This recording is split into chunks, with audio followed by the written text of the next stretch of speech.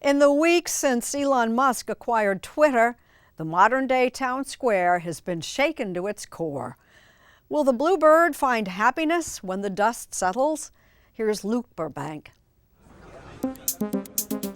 Twitter may not be the biggest social media platform out there, but it's certainly one of the most influential. With that single inflammatory tweet, Roseanne's rising star imploded today. President Trump apparently has a lot on his mind, at least according to his Twitter account. I will name it a Twitter revolution.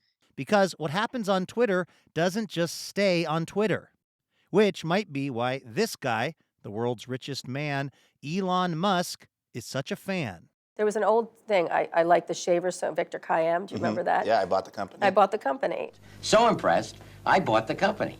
Musk bought the company for an eye-popping $44 billion, despite the fact that Twitter, which relies on advertising for much of its revenue, has turned a profit in only 2 of the last 10 years.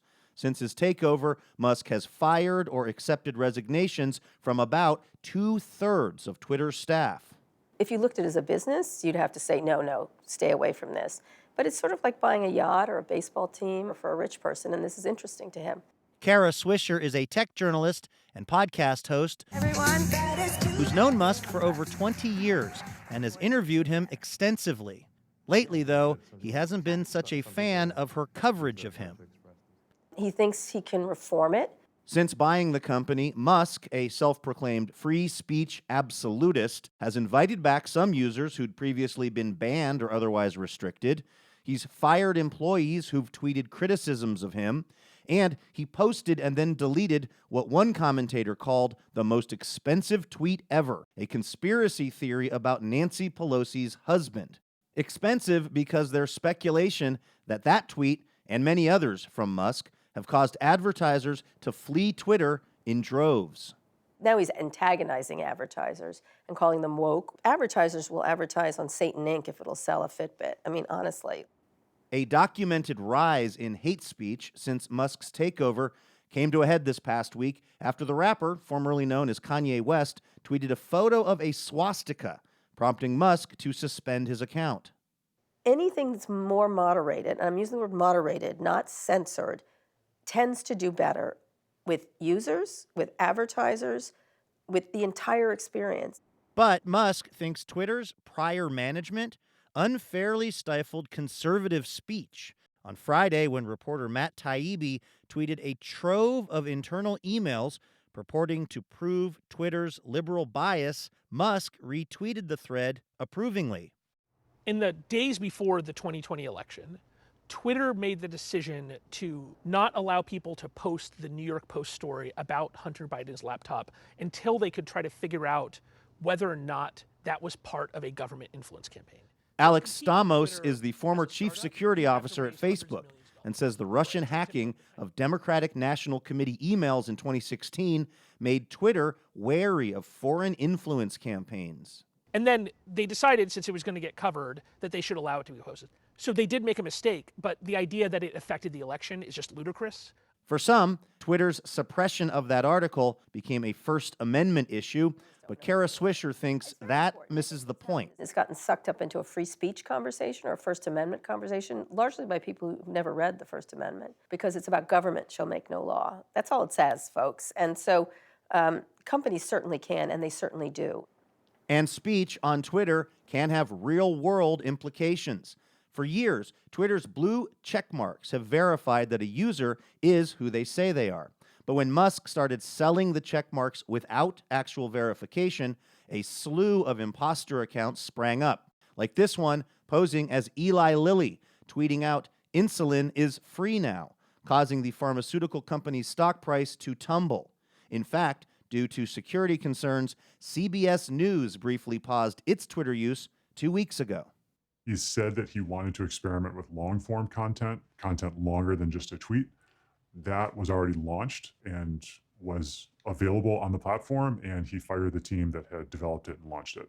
This current Twitter employee asked that we not identify him for fear of reprisal from Musk and his online fans. What is your employment status with Twitter as of right now? I'm still technically an employee, but I'm on a suspended status.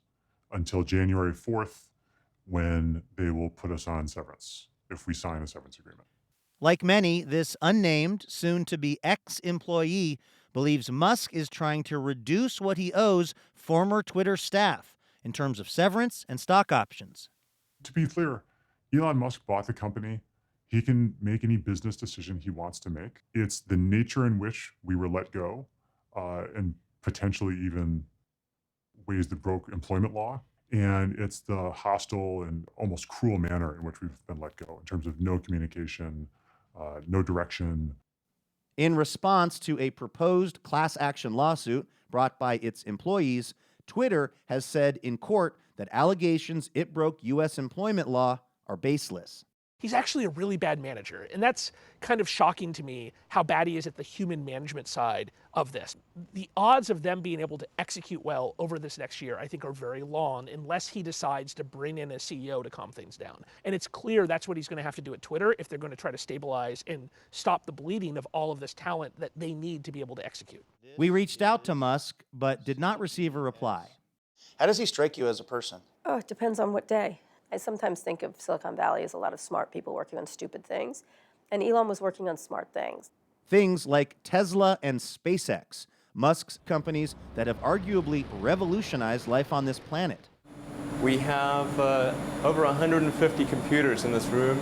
But before all that, in 1998, on this very TV show, Rita Braver talked to Elon Musk. How old were you when you started this company? 23. Musk was working at his first startup, Zip2, a city guide on a new thing called the internet. There's a level of freedom on the internet that really doesn't exist anywhere else. And there's no central controlling entity that gets to decide this content is good, this content is bad. But now Musk is that controlling entity, at least when it comes to Twitter, free to moderate or to allow the spread of misinformation as he sees fit. One person who understands Twitter's power, that anonymous Twitter employee, the one who may soon be downsized by the world's richest man.